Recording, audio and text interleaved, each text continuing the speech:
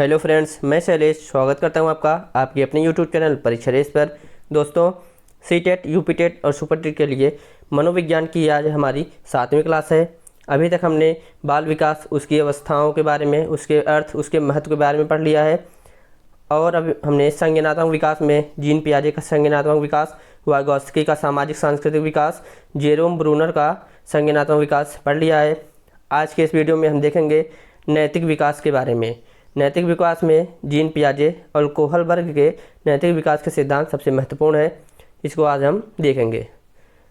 अगर आपको इसका पीडीएफ चाहिए तो ज्वाइन कर लीजिए हमारे टेलीग्राम चैनल परीक्षा रेस को। आप टेलीग्राम पर जाकर परीक्षा रेस सर्च कर सकते हैं। अगर आप इस चैनल पर पहली बार विजिट कर रहे हैं तो इस चैनल को सब्सक्राइब कर लीजिए। आइए शुरू करते हैं आज का सेशन। आज के सेशन में हम नैतिक विकास यानी मोरल डेवलपमेंट के बारे में पढ़ने वाले हैं। क्या होता है नैतिक विकास? नैतिकता क्या होती है? जैसे समाज में विभिन्न परिस्थितियों में हमारे द्वारा किया जाने वाला व्यवहार ही हमारी नैतिकता होती है। जैसे कि एक ही परिस्थिति में अलग अलग व्यक्ति अलग अलग व्यवहार प्रदर्शित करते हैं, वो उनकी अलग अलग नैतिकता यानी उनका अलग अलग मोरल डेवलपमेंट होता है।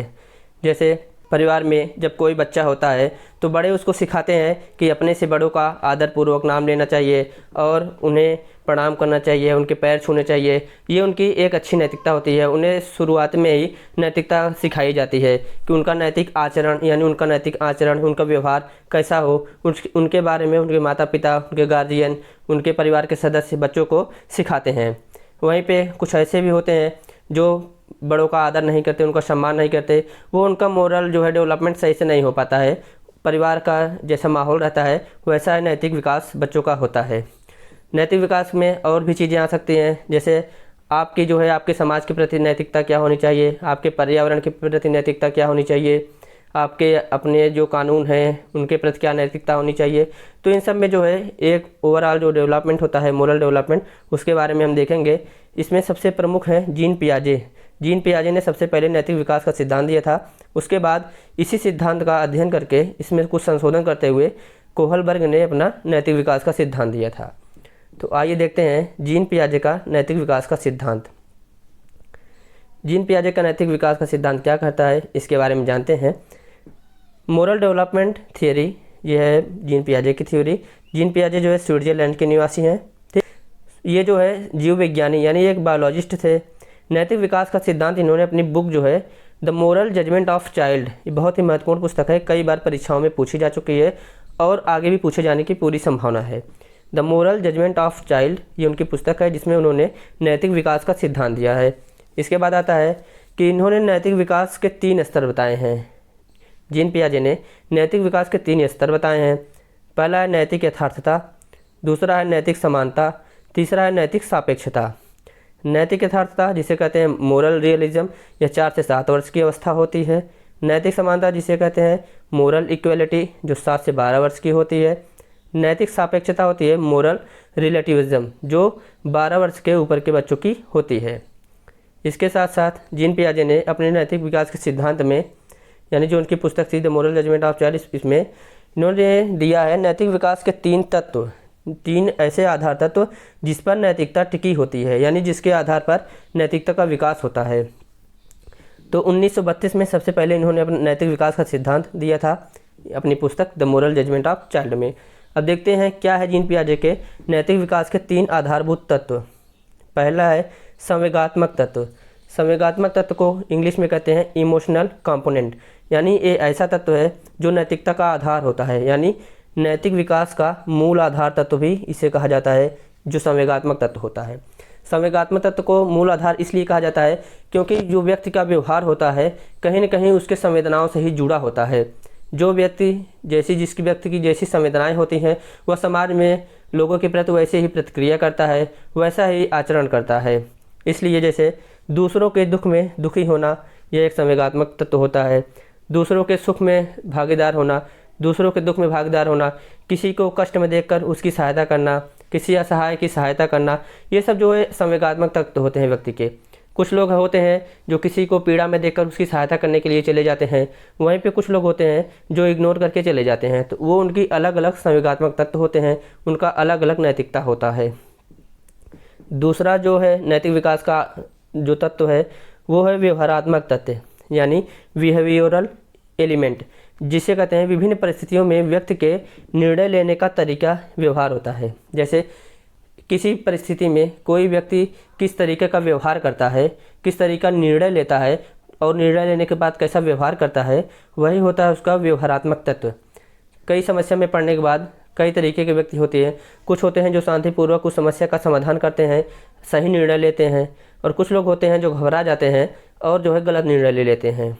अक्सर परीक्षाओं में देखते होंगे आप लोग कि घर पर परफॉर्मेंस बहुत ही अच्छा होता है। जिस परीक्षा की तैयारी के लिए आप घर पर 120 से 130 नंबर ला रहे होते हैं, परीक्षा में जाने के बाद वो आपका 100 से 110 तक आ जाता है, क्योंकि आपको वहाँ आपका जो निर्णय लेने की क्षमता होती है कहीं न कहीं परीक्षा के दबाव में वो बदलने लगती है। उसके बाद जो तीसरा तत्व है वो है संज्ञानात्मक तत्व, जिसे कहते हैं कॉग्निटिव एलिमेंट। यह भी एक बहुत ही महत्वपूर्ण तत्व होता है। यह चिंतन स्तर का सबसे उच्चतम स्तर होता है। यह जो नैतिकता का जो तत्व होता है उसका सबसे उच्चतम स्तर है। जीन पियाजे ने इसे कहा है कि चिंतन का उच्चतम स्तर है संज्ञानात्मक तत्व। इसमें बोध स्तर के चिंतन का उपयोग होता है। जैसे कोई भी जानकारी जब आपको प्राप्त होती है उसके बारे में आप जितनी भी तरीके से सोच सकते हैं, उसके बारे में जितना विश्लेषण कर सकते हैं, जितना तर्क कर सकते हैं, वो होता है आपका संज्ञानात्मक तत्व, यानी कॉग्निटिव एलिमेंट। इसके बाद आती है जीन पियाजे के संज्ञानात्मक विकास के 3 स्तर। इन्होंने बताया है कि संज्ञानात्मक विकास, यहाँ पे संज्ञानात्मक विकास न होकर के नैतिक विकास होगा। जीन पियाजे ने बताया है कि नैतिक विकास के 3 स्तर होते हैं। पहला है नैतिक यथार्थता, जिसे कहते हैं मोरल रियलिज्म, यानी यथार्थता, जो 4 से 7 वर्ष तक की अवस्था होती है। पियाजे हैं ये बताते हैं कि बालक में नैतिकता का विकास जो होता है वो 4 वर्ष के बाद होता है, और जो कोहलबर्ग हैं वो कहते हैं बालक में नैतिकता का विकास 3 वर्ष के बाद होता है। तो आप यहाँ पे देखेंगे जो नैतिक यथार्थता, उनकी मोरल रियलिज्म पहली जो अवस्था है वो शुरू होती है 4 वर्ष से लेकर 7 वर्ष तक के। इस अवस्था में होती है कि इसे विवशता की अवस्था कहा जाता है। मतलब बालक जो है विवश होकर बड़ों का बात मानता है। इसे वास्तविकता नैतिकता कहते हैं, यानी ये वास्तविकता नैतिकता होती है कि बड़ों की आज्ञा का पालन करना ही करना होता है। इसे दबाव की नैतिकता भी कहते हैं। बालक चाहते हुए भी अपने तरीके से कार्य नहीं कर सकता है, उसे वही कार्य करना होगा जो बड़े उसको आदेश देते हैं, और ये विषम नैतिकता होती है। इसके जो है नैतिक यथार्थता के अलग अलग इसके नाम होते हैं, अलग अलग यहाँ पे आपको देखने को मिला है। इसमें होता है कि जो बड़े द्वारा कहा गया वचन वही नियम होता है, यानी अपने से बड़े माता पिता, गार्जियन, बड़े भाई बहन जो भी हो, जो वो बात कह देते हैं वही बच्चे को मानना पड़ता है, वही उनके लिए नियम होता है। इसमें बदलाव संभव नहीं होता है। बच्चे जो है डर के मारे या फिर मार खाने की डर से या फिर अन्य प्रकार के दंड से बचने के लिए उसमें किसी भी प्रकार का बदलाव नहीं करते हैं, ना ही उनके अंदर उस तरीके की सोच विकसित होती है। जैसे माता पिता के डांटने पर बच्चा अपना खिलौना दूसरे बच्चे को दे देता है। आप देखते होंगे कोई बच्चा है, उसके पास कई खिलौने हैं, लेकिन वो अपना खिलौना अगर कोई और भी बच्चा है जो उसके यहाँ आया हुआ है उसको अपना एक भी खिलौना लेने नहीं देता है। जब माता पिता उसे डांटते हैं तो वो मार खाने की डर से या फिर डांट खाने की डर से अपना खिलौना दूसरे बच्चे को दे देता है। तो ये होती है नैतिक यथार्थता, जिसे दबाव की नैतिकता भी कहते हैं। बच्चा दबाव में आकर अपना खिलौना दूसरे बच्चे को दे रहा है। इनकी जो दूसरी अवस्था है, यानी जो दूसरा स्तर है, वो है नैतिक समानता, जिसे कहते हैं मोरल इक्वेलिटी, जो 7 से लेकर 12 वर्ष तक की अवस्था होती है। यानी कह सकते हैं कि यह बाल्यावस्था की एक अवस्था है जिसे कहते हैं नैतिक समानता। इस अवस्था में बच्चे समानता की बात करते हैं। जैसे कोई बच्चा है जो 2 भाई 2 बहन है, मान लीजिए उस परिवार में 4 बच्चे कुल हैं।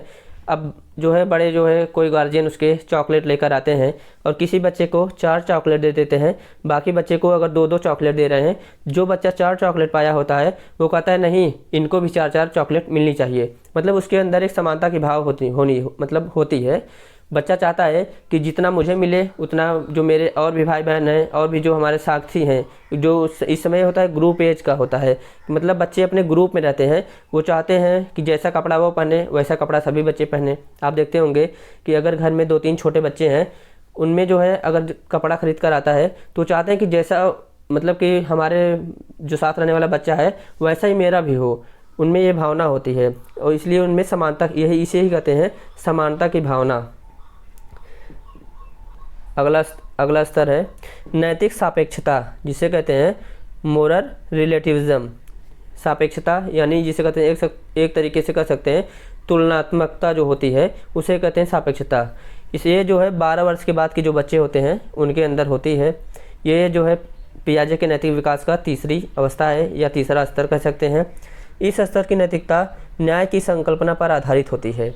इस स्तर में बच्चे धीरे धीरे अपने परिवार का या फिर जो उनके नियम होते हैं, जो नैतिकता का जो रूल होता है उससे जो है विद्रोह करने की भावना उनके अंदर आने लगती है। जैसे किसी भी चीज़ को लेकर अगर न्याय संगत वो चीज़ नहीं होती है तो बच्चे जो है न्याय के प्रति जो है संकल्पित होते हैं। वो चाहते हैं कि न्याय हो। जैसे आपके परिवार का आपके पड़ोसी से झगड़ा है, आप बच्चे को सिखाते हैं कि उनको ऐसे बोलना है, मतलब कि झूठ बोलना है, ऐसे बोलना, बच्चा उस बात को नहीं मानता है। वो कहता है नहीं, जो बात गलत है वो बात गलत है। मतलब वो एक तरीके से उसके अंदर अपनी नैतिकता होती है, वो सही और गलत के बीच में होता है, हमेशा जो है सही का साथ देने का प्रयास करता है। रूढ़िवादी नैतिकता जो होती है उसका विरोध करने लगता है और स्वयं नियम का निर्माण करना चाहता है। जो परंपरागत रूढ़िवादी नैतिकता होती है, जो समाज के लिए अच्छी नहीं होती है लेकिन बस लोग उसे करते आते हैं, उसका वो विद्रोह करता है। वो चाहता है कि इसमें ऐसी चीज़ें नहीं होनी चाहिए जो आज के समाज के अनुकूल ना हो, जो किसी के व्यक्तिगत समानता के लिए उसका जो हनन करती हो। वो चाहता है कि सबको समान अवसर मिले, सब अपने हिसाब से अपने अनुसार अपना जीवन व्यतीत करें, किसी के ऊपर कोई भी आचरण थोपा ना जाए। इसलिए वो जो रूढ़िगत नैतिकता होती है उसका विरोध करता है और वो चाहता है कि समाज के अनुकूल खुद नियम बनाने का प्रयास करता है। और एक बात इसमें है, सत्य का साथ देने के लिए परिवार का विरोधी बन जाता है। ये बात अभी हमने बताई आपको। इस स्तर की नैतिकता कार्यों के कारण पर आधारित होती है। इसमें बालक ये देखता है कि कोई कार्य किया गया है, किस कारण से किया गया है, उस पर आधारित होती है उसकी नैतिकता।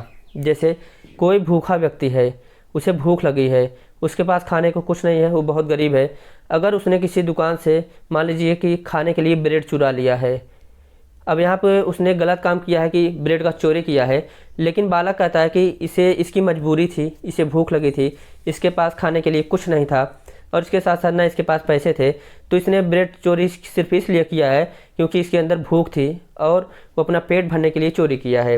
यहाँ पे उसकी नैतिकता कहती है कि इसने जो किया है अपने भूख मिटाने के लिए किया है, इसलिए यह नैतिक रूप से सही है। कोई भी कार्य अगर मानव कल्याण के लिए किया जाता है, वह नैतिकता से इतर भी होता है, तो उसे नैतिक कार्य को बालक सही ठहराता है। कहता है कि नैतिकता वही है जो समाज के लिए उपयोगी हो और मानव कल्याण के लिए हो। अब आती है कोहलबर्ग का नैतिक विकास का सिद्धांत। अभी हमने देखा जीन पियाजे का नैतिक विकास का सिद्धांत, जिसमें 3 संवेगात्मक तत्व थे, उसके बाद 3 स्तर थे। अब हम देखेंगे कोहलबर्ग के नैतिक विकास के सिद्धांत को। कोहलबर्ग जो है अमेरिका के विद्वान थे, अमेरिका के मनोवैज्ञानिक थे। इनकी पुस्तक है the philosophy of moral development या फिर the psychology of moral development. दोनों में से कोई भी नाम हो सकता है, the philosophy of moral development या तो फिर हो सकता है the psychology of moral development. इस पुस्तक में कोहलबर्ग ने हिंज की दुविधा नामक एक कहानी लिखी है। ये प्रसिद्ध कहानी है, हिंज की दुविधा पर आधारित है। हिंज नामक व्यक्ति होता है जिसकी पत्नी बहुत बीमार होती है, उसके बचाव के लिए दवा मार्केट में नहीं होती है।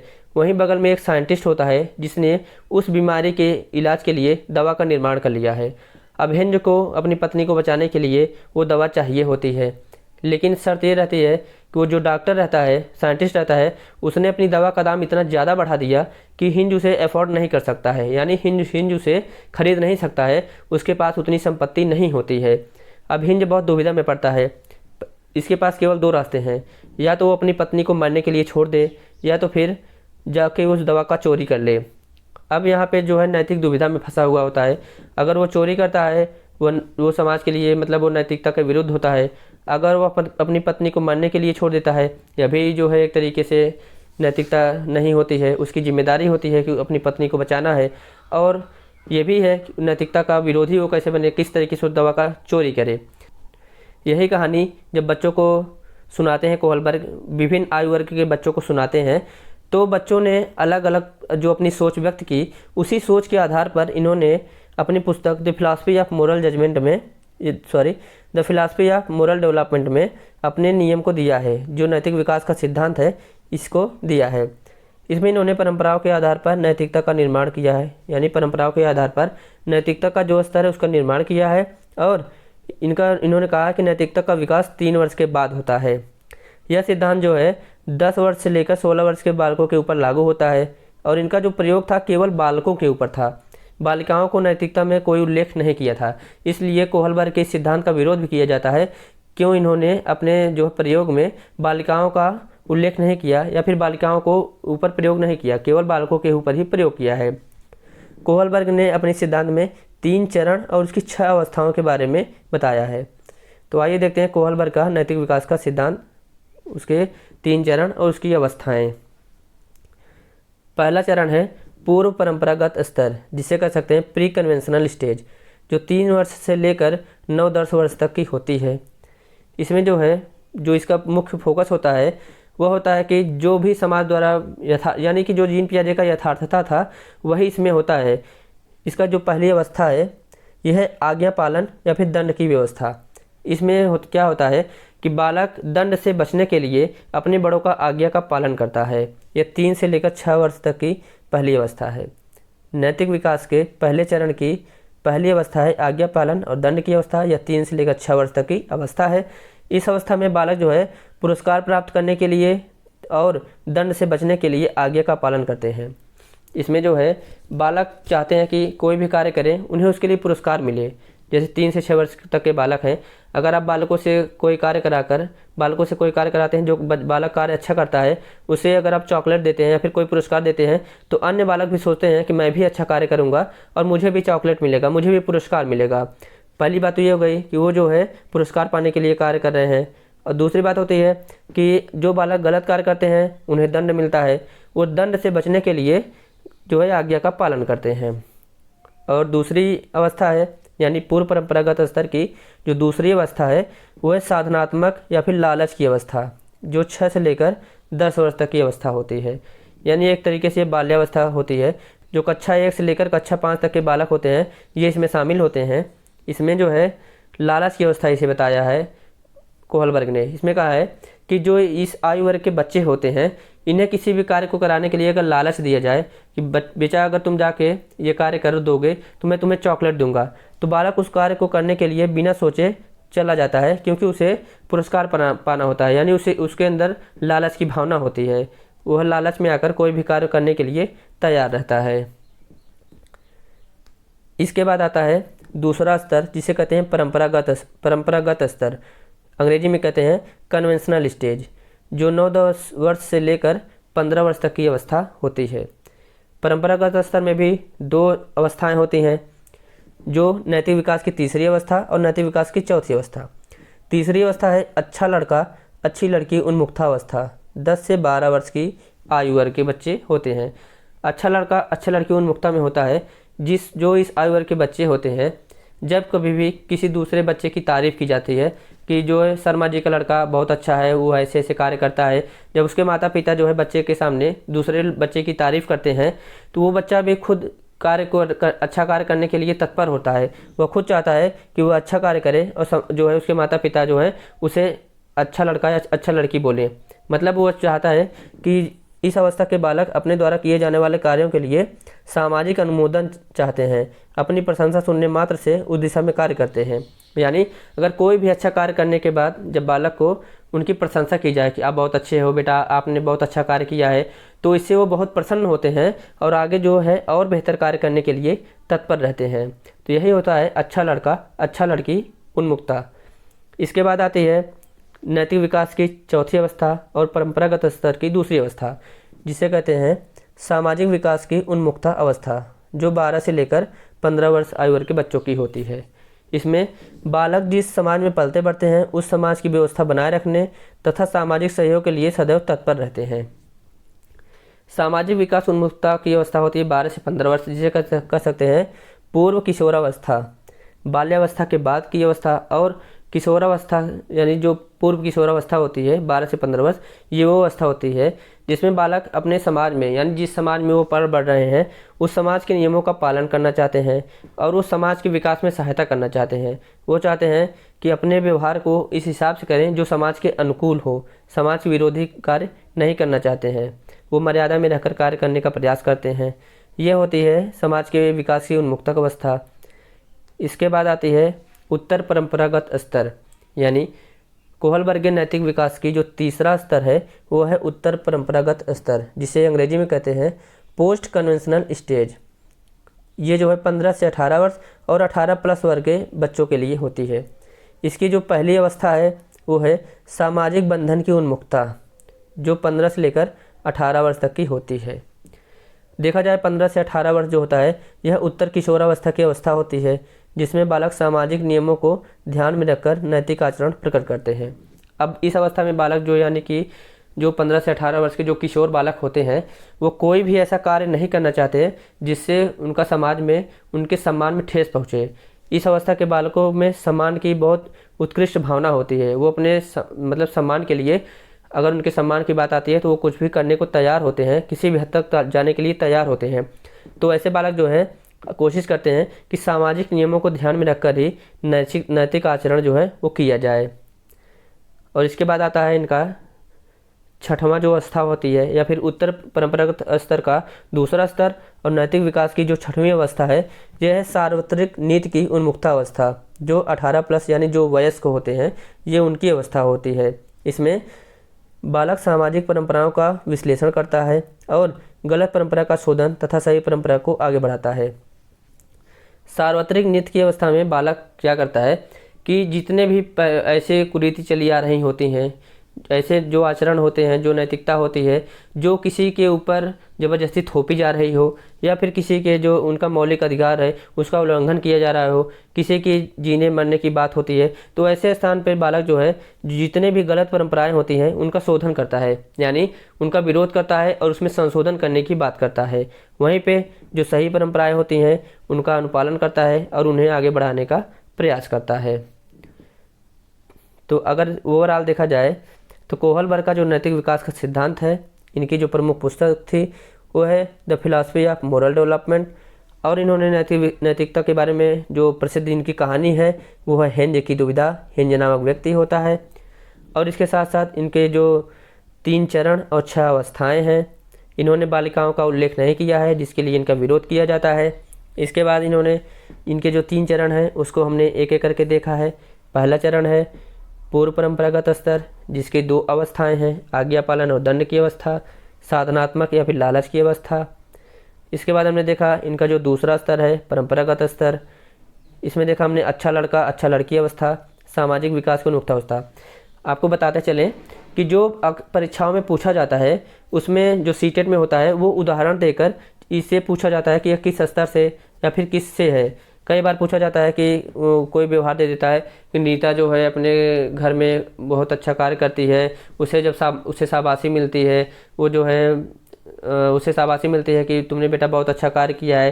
तो जब उसे अच्छा लड़का अच्छा लड़की की वाली बात आती है वहाँ पे सीधे जो है ऑप्शन में ऐसी लाइनें लिख दी जाती हैं। वहाँ पे जो है जाके आपको ध्यान में रखना होगा कि उदाहरण दिया जाएगा और आपको स्तर को पहचानना होगा। पेपर में प्रश्न ऐसे ही बनता है। इसके बाद हमने देखा कि तीसरा स्तर इनका क्या है। तीसरे स्तर जो है उत्तर परंपरागत स्तर है, इसमें सामाजिक बंधन की उन्मुक्ता है। इसके बाद सार्वत्रिक नीति की उन्मुक्ता है और यहीं पे जो है इनका नैतिक विकास का सिद्धांत समाप्त होता है। तो हमने आज देखा जीन पियाजे के नैतिक विकास के सिद्धांत को, उसके बाद हमने देखा कोहलबर्ग के नैतिक विकास के सिद्धांत को। अब अगली क्लास में हम देखेंगे सिगमंड फ्रायड के मनोलैंगिक विकास का सिद्धांत, जिसे मनोविश्लेषणवाद कहा जाता है। तो कल की क्लास बहुत ही इंपॉर्टेंट हो गई। आज की क्लास भी नैतिकता के जितने भी प्रश्न, नैतिक विकास से जितने भी प्रश्न पूछे जाते हैं वो इसी से पूछे जाएंगे, इससे बाहर कुछ भी नहीं आएगा, ये हमारी गारंटी है। बस आप लोग उसको अच्छे से देखें और अच्छे से नोट करके उसको अच्छे से पढ़ लें। तो मिलते हैं अगले क्लास में जो होगी सिगमंड फ्रायड के ऊपर। बने रहिए हमारे साथ।